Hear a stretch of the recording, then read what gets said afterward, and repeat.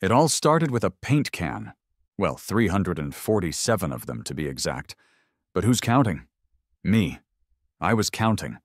Every last one of them was a tiny cylindrical monument to a battle fought and won. That splotch of tranquil dawn on can number 47? That was the day I finally conquered the guest bathroom vanity. The near-empty gallon of naval poetry teetering on can 212? The accent wall in the master bedroom, a project that nearly ended in me, a roller, and 2 gallons of deep blue becoming a permanent fixture on the floor. My name is Leo Maxwell, and this is my kingdom. Or at least, the garage of my kingdom. I was sitting on an overturned 5-gallon bucket of spackle, nursing a lukewarm coffee and surveying my domain. To the uninitiated, it was chaos. A beautiful, glorious, sawdust-dusted maelstrom of potential. Cardboard boxes spilled guts of unassembled IKEA furniture. Power tools lay sleeping, caked in the residue of their hard work. And in the center of it all, my pride and joy, the great wall of paint cans. They were stacked along the back wall, arranged in a system that made perfect sense to me and, apparently, no one else on the planet. It was a chronological emotional spectrum. The optimistic light beiges and gentle grays of the early days were on the left, transitioning into the bold, confident blues and greens of the mid-renovation period, and finally, petering out into the weird, leftover quartz of impulsive fuchsia and why did I buy this yellow on the far right? This house was my grand escape. I'd spent 6 years designing soul-crushingly bland corporate logos for companies that sold things like synergistic data solutions. I finally saved up enough to quit, go freelance, and buy this perfectly imperfect 1980s colonial that had good bones, and, as it turned out, asbestos in 3 different walls. I was in way over my head, drowning in YouTube tutorials and trips to Home Depot, but for the first time in my adult life, I was genuinely happy. My phone buzzed. It was my friend Dave. "Don't tell me you're still in the garage," he said, his voice tinny through the speaker. "I'm not in the garage," I lied, wiping a smudge of existential fog off my knee. "I'm in my executive studio overseeing project logistics. Does this studio smell faintly of paint thinner and regret?" "Only on Tuesdays," I said. "Look, I have a system. Everything is exactly where it needs to be." "Is the toilet still in the living room?" "It's not a toilet, Dave. It's a statement piece on the deconstruction of modern plumbing. It's called industrial chic. Look it up." He sighed. "Just don't get evicted by the suburbs." I laughed, ending the call. Evicted by the suburbs? What did that even mean? This was Meadow Creek, a place so idyllic it looked like the set of a commercial for anxiety medication. Quiet streets, manicured lawns, and the distant, soothing hum of a lawnmower. What could possibly go wrong? That's when a shadow fell over me. It was a crisp, human-shaped shadow, and it belonged to a woman standing at the edge of my driveway.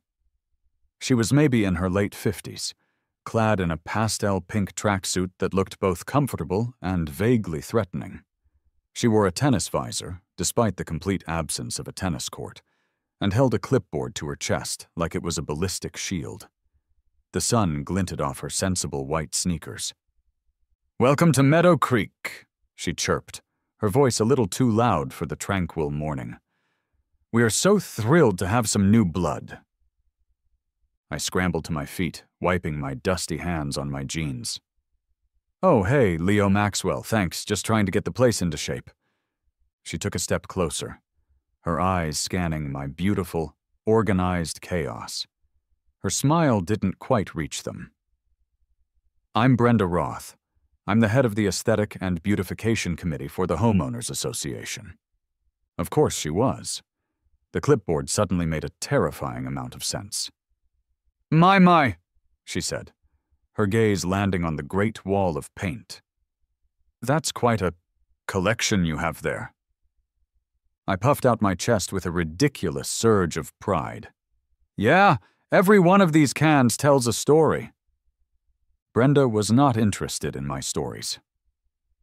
"Section 4, subsection B of the community bylaws," she began, her tone shifting from chirpy to clinical, "clearly states that all refuse, building materials, and containers must be stored out of public view." She gestured vaguely towards the street. "A garage door, when open, is considered public view." I blinked. "It's paint for the house. It's a work in progress." "Indeed," she said, making a neat little tick mark on her clipboard. "Well, this is just a friendly, official welcome to the neighborhood warning. We like to keep things tidy here. It protects our property values." She gave me another smile that could curdle milk, and then pivoted on her sensible sneakers, marching off to her next target. I stood there, bewildered. A friendly, official warning? About my paint cans? In my own garage? I looked back at my wall, my monuments to progress. They suddenly felt judged. A few days passed. I was elbow-deep in tiling the kitchen backsplash, a task that required the patience of a saint and the geometry skills of a NASA scientist, so I'd completely forgotten about Brenda and her clipboard crusade. Then I checked the mail. Tucked between a flyer for a pizza place and a bill I was actively ignoring was a beige envelope. It felt important. The cardstock was thick, the kind of paper used for bad news or wedding invitations you don't want to go to. My name and address were printed in a cold, unforgiving Times New Roman font. It was from the Meadow Creek HOA. My heart sank. It couldn't be, and I ripped it open. The letter was a masterpiece of passive-aggressive, bureaucratic nonsense. "Dear Mr. Maxwell, this letter serves as a formal notice of violation regarding Bylaw 4B, storage of materials. As per the friendly official warning issued on September 5th, the collection of paint containers in your garage remains in public view. You have 72 hours from the receipt of this notice to rectify the situation. Failure to comply will result in a fine of $50. We appreciate your cooperation in maintaining the aesthetic harmony of our community. Sincerely, the Meadow Creek Aesthetic and Beautification Committee. $50, $50, for my paint cans." I read the letter again, my internal voice getting higher and more sarcastic with each word. Aesthetic harmony? My garage had all the aesthetic harmony of a Jackson Pollock painting, and that was the point. I was building something. You can't make an omelet without breaking a few eggs, and you can't renovate a house without having an alarming number of paint cans. I crumpled the letter into a tight ball. I had a backsplash to finish. A toilet to move out of the living room. I had real problems. This beige piece of paper was not one of them. I tossed it into a trash bag full of sawdust and drywall scraps. What's the worst that could happen? A week later, I found out. Another beige envelope, this one feeling heavier with smug satisfaction, was waiting for me. I tore it open with a sense of dread. The fine for the paint cans had doubled to $100 for continued non-compliance, and nestled below it was a new charge. A $25 fine for lawn height exceeding the regulated 3-inch maximum. My grass was a 1/4 inch too long. Brenda must have been out there with a ruler. This was no longer a simple misunderstanding. This was a targeted attack. I decided it was time to be a mature, responsible adult. I was going to call the HOA and use logic and reason. It was, in hindsight, an adorable plan. I found the number on the letterhead and dialed, my stomach churning with a mixture of righteousness and anxiety. After 2 rings, a familiar, chillingly polite voice answered. "Meadow Creek Homeowners Association, Brenda speaking." "Hi, Brenda. It's Leo Maxwell from 112 Arbor Lane," I said, trying to keep my voice even and friendly. "I'm calling because I think there's been a bit of a misunderstanding about these fines." "There's no misunderstanding, Leo," she cut in, the fake warmth gone. The bylaws are crystal clear. Our records show 2 outstanding violations, one for the containers and one for the turf length. Right, but the cans are for the renovation. It's an active construction zone. And the grass, Brenda, it's grass. I was going to mow it this weekend. The rules are the same for everyone, she said, and I could practically hear her shrugging on the other end of the line. We can't have one home dragging down the property values of the entire community with visual clutter. The phrase visual clutter hit a nerve. It's not clutter, it's a work in progress. It's paint for the house. Where am I supposed to put it? In another dimension. My voice was starting to rise, and I was failing my mature adult plan spectacularly. A closed garage, a shed, or an approved off-site storage facility are all acceptable options, she recited, as if reading from a script. I could picture her inspecting her fingernails, completely bored. I don't have a shed. My garage is my workshop. If I close the door, I suffocate from the fumes. Are you trying to suffocate me, Brenda? Is that in the bylaws, too? There was a brief pause. Your tone is becoming inappropriate, Leo. If you wish to dispute the fines, you may file a formal appeal, which will be reviewed by the board at the next quarterly meeting in November. Until then, the fines stand. Have a harmonious day. Click. She hung up on me. I stared at my phone, my mouth hanging open. A harmonious day? A quarterly meeting in November? I felt a surge of pure, unadulterated rage. This woman was an unmovable object of bureaucracy, a brick wall in a pastel tracksuit. My attempt at reason had crashed and burned. The next few days were a blur of simmering anger. Every time I walked into my garage, the paint cans seemed to mock me. I started noticing things I hadn't before. The unnerving uniformity of the mailboxes. The fact that every house seemed to be painted one of 3 approved shades of beige. It was less of a neighborhood and more of a social experiment in conformity. One afternoon, while wrestling a stubborn weed from a flower bed, I met George. He was a kind-faced man in his 70s, with a gentle smile and a fluffy golden retriever named Barnaby. He lived 3 houses down. New guy, right? He said, leaning on his fence. Saw you fighting with that crabgrass. It's a losing battle. Brenda will probably fine you for it anyway. Non-indigenous flora, or some such nonsense. I laughed, a real laugh for the first time in days. You've met Brenda then? George chuckled. Oh, I've known Brenda for 20 years. She once tried to fine me because my garden gnome was, and I quote, of a whimsical nature not befitting the community's stately aesthetic. You're kidding me. Nope, little fellow with a fishing pole.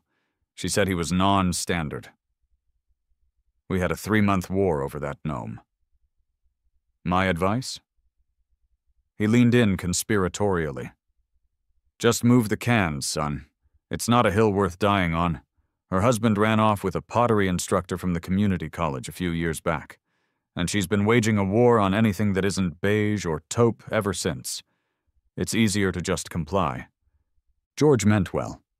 He was offering the wisdom of experience, the path of least resistance. But he didn't know me. His advice had the exact opposite effect. It was the principle of the thing now.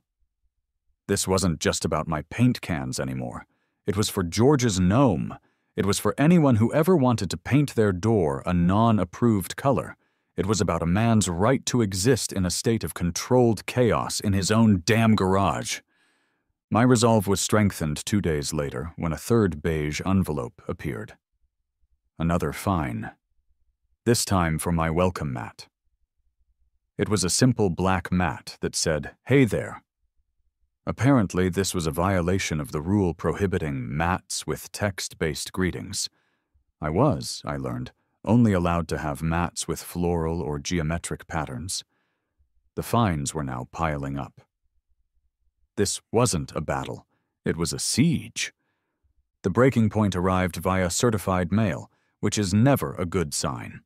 It meant Brenda had escalated to a level that required a signature. I opened the crisp, terrifying envelope to find a bill that now totaled $350, along with a final ominous paragraph. It mentioned, in no uncertain terms, the HOA's right to place a lien on my property if the fines and violations were not rectified within 30 days. A lien on my house? The house I had poured every last cent and every waking hour into. All because of some paint cans and a chatty welcome mat. That night, I couldn't sleep. I paced my half-finished living room, the bare drywall mocking my lack of progress. To avoid further fines, I'd spent 2 hours moving all 347 cans from the garage into the house. They now sat in a glorious, mountainous pile in the corner of my dining room. They had become the visual clutter inside my own home. I was a prisoner of paint. Defeated, I collapsed onto my dusty sofa and scrolled aimlessly through my phone, looking at modern art blogs for some kind of inspiration, some speck of beauty in a world gone beige. And that's when I saw it. It was a picture of Andy Warhol's famous Campbell's Soup Cans print, the simple, repetitive, iconic image. I looked at the picture on my phone. I looked at the mountain of paint cans in the corner of my dining room. I looked back at the phone, back at the cans. A slow, quiet, possibly insane grin spread across my face. An idea began to form. A beautiful, terrible, magnificent idea. An idea so petty and so profound, it felt like it was delivered by the gods of malicious compliance themselves. Section 4, subsection B, refuse and building materials. Brenda's words echoed in my head. But what if they weren't building materials anymore? What if the cans weren't the problem, but the solution? The bylaws said nothing about art. They had meticulously detailed rules for garden gnomes, welcome mats, and the emotional state of your lawn. But I'd bet my last can of aggressively beige, they had no rules whatsoever about a giant pop art installation on your front lawn. My heart started pounding with adrenaline and pure, unadulterated glee. I grabbed my phone, fingers flying, and dialed Dave. The clock on the wall read 3:17 a.m. He answered on the 5th ring, his voice a groggy mess. "Leo, what's on fire?" "Nothing's on fire, my friend," I said, my voice buzzing with energy. "Everything is illuminated. I need to know everything you know about rebar, welding, and municipal art installation codes." There was a long pause on the other end. "Leo, it's 3 in the morning. Are you finally building that toilet throne you joked about?" "No," I said, walking over to my pile of cans and patting one like it was a loyal dog. "Something better. Something beautiful."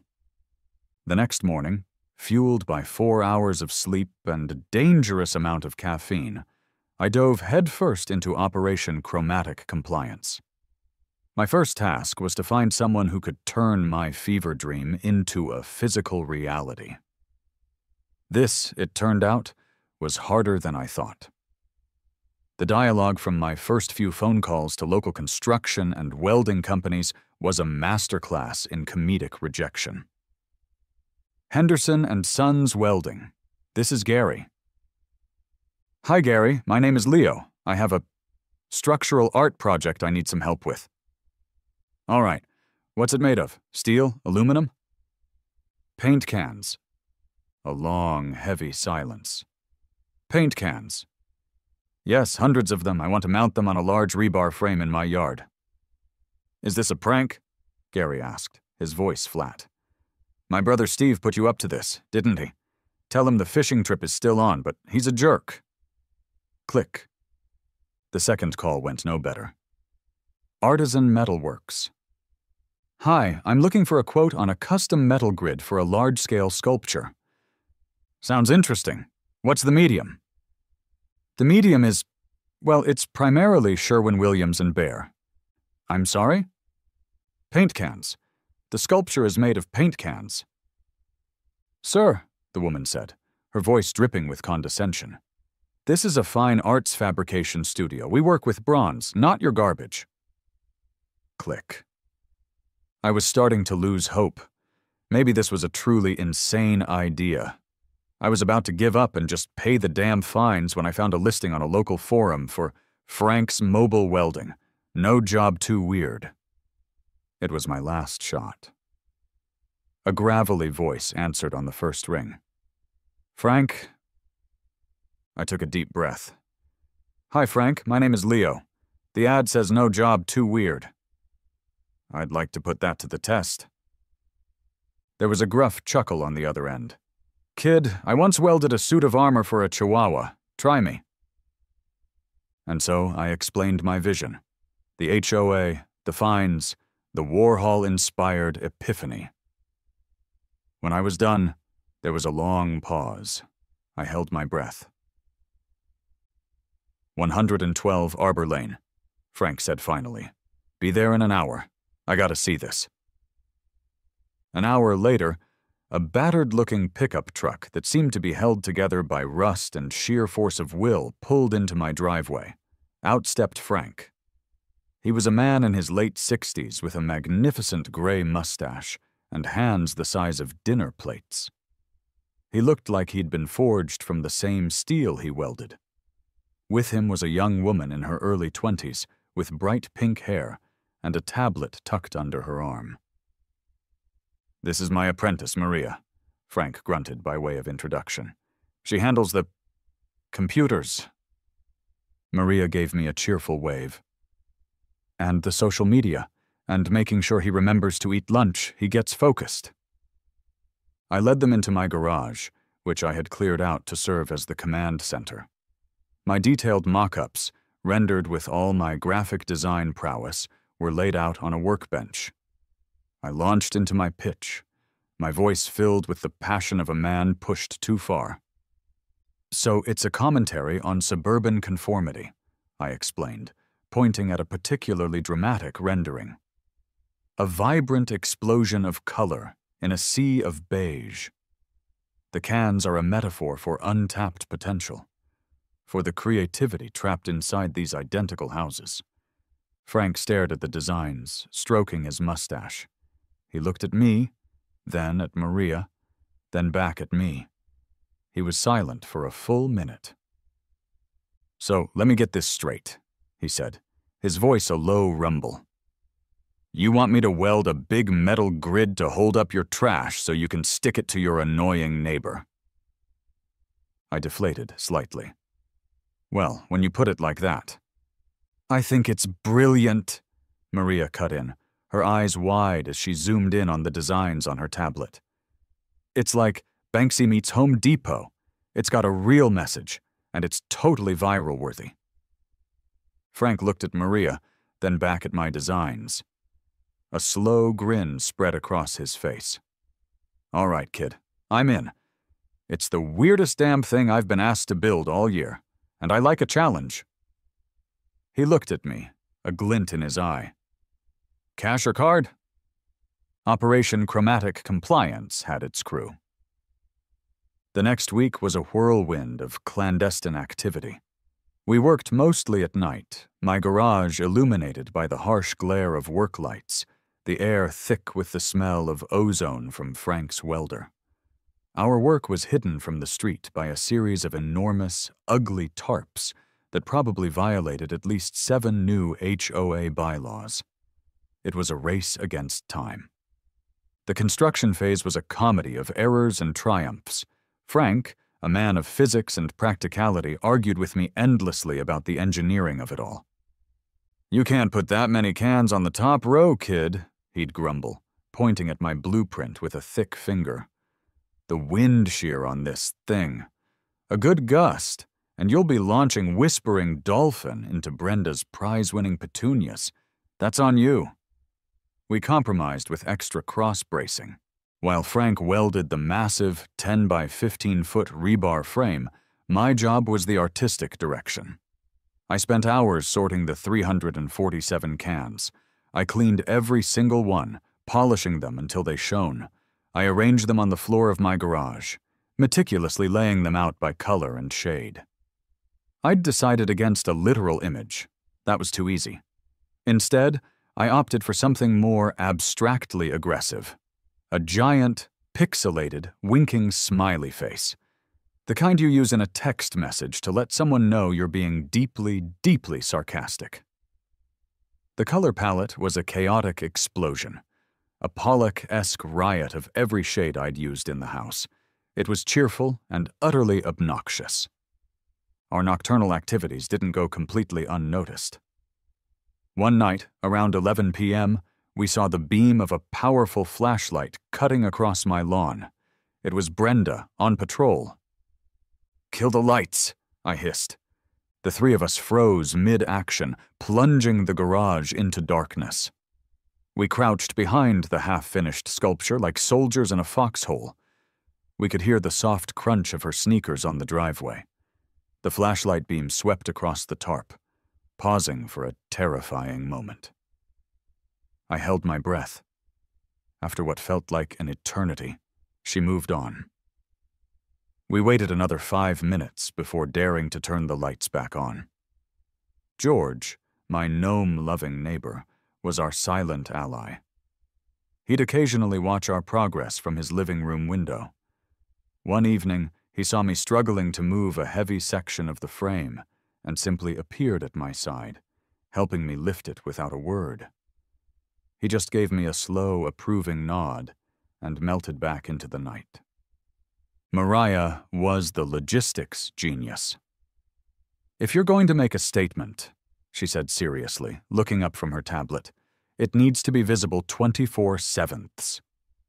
She designed and installed a low-voltage, solar-powered LED system with tiny spotlights aimed at the sculpture. It'll charge during the day and turn on automatically at dusk. She'll never escape it. Finally, after 7 long nights of work, it was done. It stood there in my garage, a colossal monument to my frustration. It was bigger and more ridiculous than I had ever imagined. It was perfect. We waited for the perfect moment for the grand unveiling. Sunday morning. Prime time for dog walkers, joggers, and anyone heading to church to pray for neighbors like me. At 8 a.m. sharp, under a brilliant, cloudless sky, Frank, Maria, and I dragged the sculpture out onto the center of my front lawn. It sat there, hidden under its ugly tarp, a monstrous secret waiting to be revealed. "Ready?" Maria asked, holding a corner of the tarp, her eyes sparkling.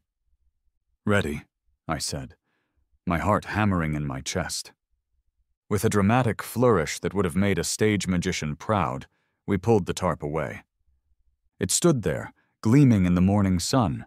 The winking, smiley face, rendered in hundreds of points of mismatched color, seemed to glitter. The sunlight bounced off the metal cans, creating a dazzling, disorienting effect. It was a 10-foot-tall, 15-foot-wide shrine to petty revenge. For a full 30 seconds, there was only silence. A jogger across the street literally tripped over his own feet. A minivan slowed to a crawl, the family inside pointing with open mouths. Then, from 3 houses down, I saw George step onto his porch. He looked at the installation, looked at me, and began to clap. A slow, deliberate, solitary clap. And then came the sound we had all been waiting for. It wasn't a gasp. It wasn't a yell. It was a horrified, guttural shriek that cut through the peaceful suburban air like a siren. "What in the Sam Hill is that?" Brenda, true to form, had called the authorities. It took about 15 minutes for the Meadow Creek Police Department to dispatch a car. 2 officers, a tall, stern-looking man whose name tag read Miller, and a younger, shorter woman named Diaz, pulled up to the curb.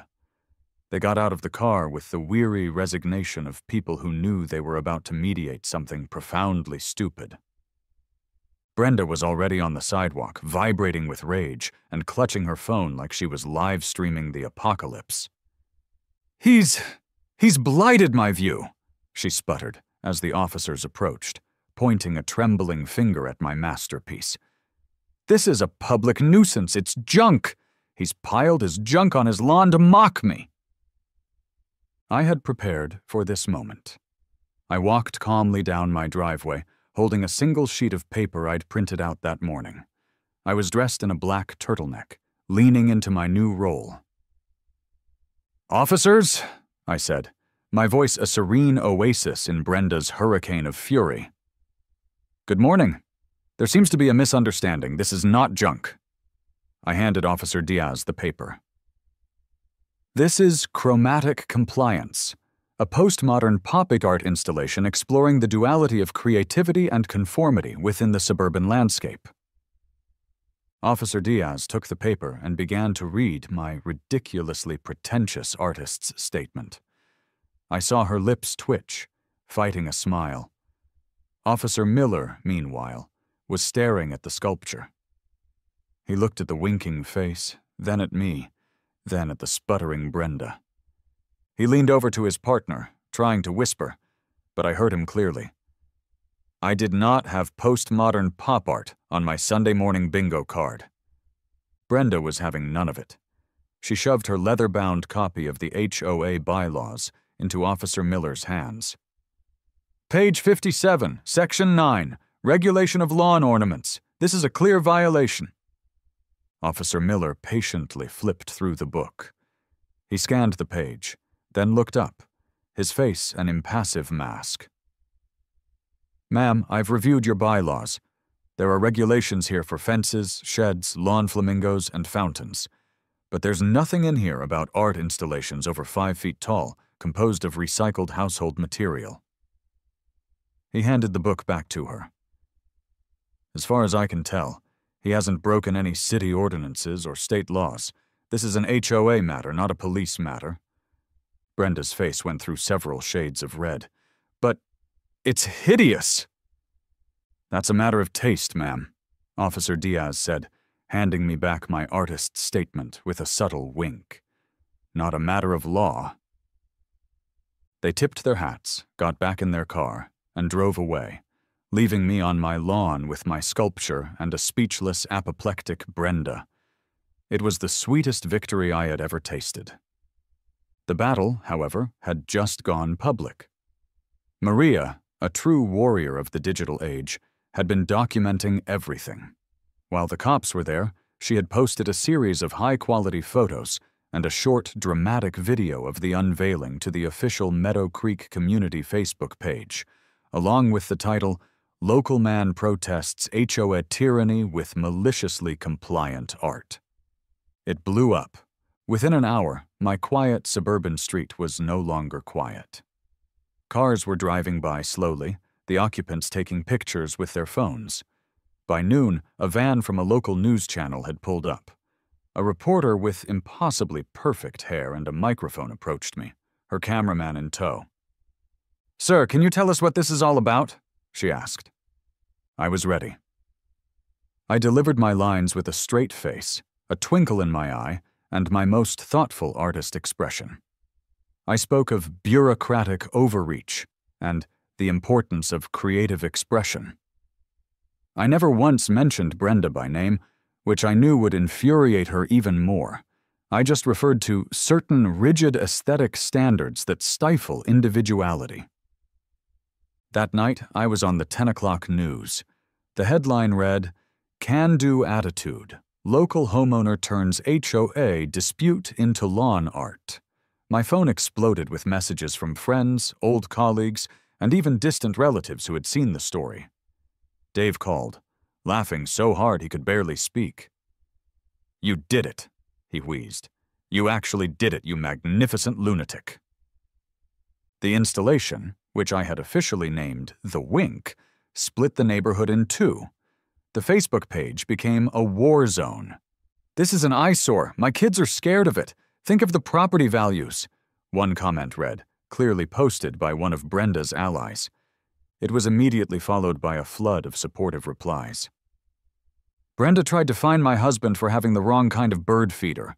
Go Leo!" This is the most exciting thing to happen in Meadow Creek since the great raccoon incident of '09. "Freedom of expression? You're my hero," The conflict moved from the digital world to the real world in small, wonderful ways. The next morning, I saw that George had placed a single, brightly painted yellow can on his porch railing, a quiet salute. A few houses down, the Millers, who I'd never spoken to, had replaced their HOA-approved seasonal wreath with a ridiculously colorful handmade one. A silent, colorful rebellion was brewing on Arbor Lane, and my ridiculous sculpture was its symbol. It was no longer just my fight. The inevitable summons arrived a week later, another beige envelope, but this one was hand-delivered. An emergency meeting of the Meadow Creek HOA was scheduled for Wednesday night at the community center. The sole item on the agenda? The unapproved structure at 112 Arbor Lane. This was it, the final showdown. I walked into the community center's meeting room to a wall of silence. The room was packed, every folding chair filled. On one side sat Brenda and her supporters, a phalanx of stern-faced residents in sensible cardigans. On the other side sat my camp, George, the Millers, and a surprising number of other neighbors who were clearly tired of living under the thumb of the aesthetic committee. I felt like a defendant walking into a courtroom. Brenda, as the committee head, spoke first. She stood at the podium and delivered a fiery sermon on the sanctity of the bylaws. She spoke of harmony, of standards, of protecting their collective investment. She used the phrase, "a dangerous precedent," at least 4 times. She painted me as a reckless anarchist who had come to destroy their peaceful, beige way of life with my junk art. Then, the HOA president, a mild-mannered man named Mr. Henderson, called my name. "Mr. Maxwell, do you have anything to say in your defense?" I walked to the podium, my heart pounding. I had my artist statement in my pocket, but I decided to leave it there. The artist persona had served its purpose. Now they needed to hear from Leo. "Good evening," I began, my voice steady. "I'm not an anarchist. I'm just a guy who wanted to fix up his house." I looked around the room, making eye contact with my neighbors. I sank everything I have into my home. I've spent the last 3 months covered in drywall dust and paint, trying to make it a place I can be proud of. And I love it here. I love how quiet it is. I love the big trees. I paused, then looked toward Brenda. But from the moment I got here, I haven't felt very welcome. I've felt scrutinized. I got fined because I was too busy tiling my kitchen to mow my lawn for a few days. I got fined for my welcome mat. I was threatened with a lien on my home because I had the tools for my project, paint cans, in my workshop. This was never about the cans. It was about feeling like you're being punished for trying to build a life here.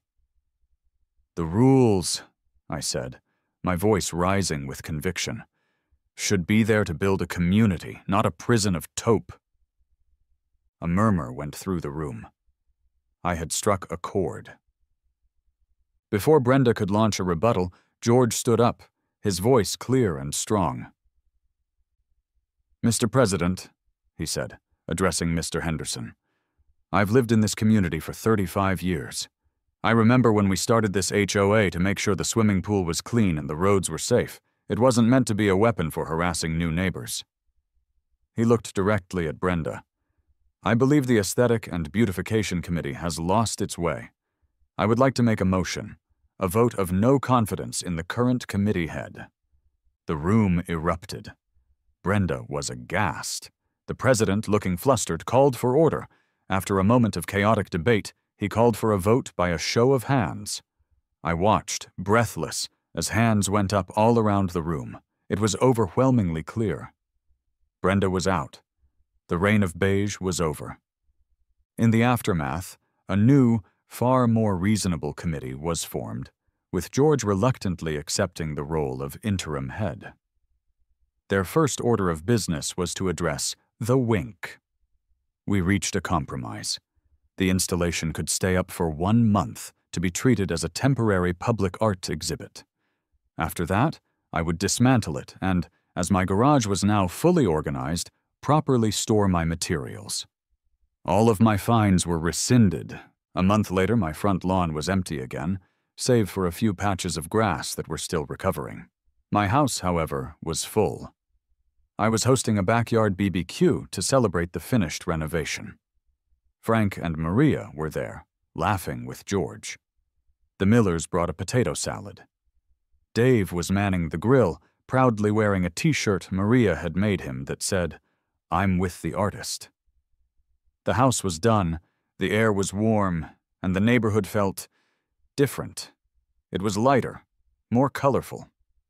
The next day, someone put up a tasteful but definitely not HOA-approved pink flamingo on their lawn. No one said a word. I stood on my new deck, a beer in my hand, looking at the life I'd built. I never set out to be a suburban revolutionary. I was just a guy trying to paint his house. But sometimes, to get things done, you have to be willing to make a mess. And if you're lucky, you get to turn that mess into a masterpiece. I raised my bottle in a silent toast to the empty spot on my lawn, to chromatic compliance.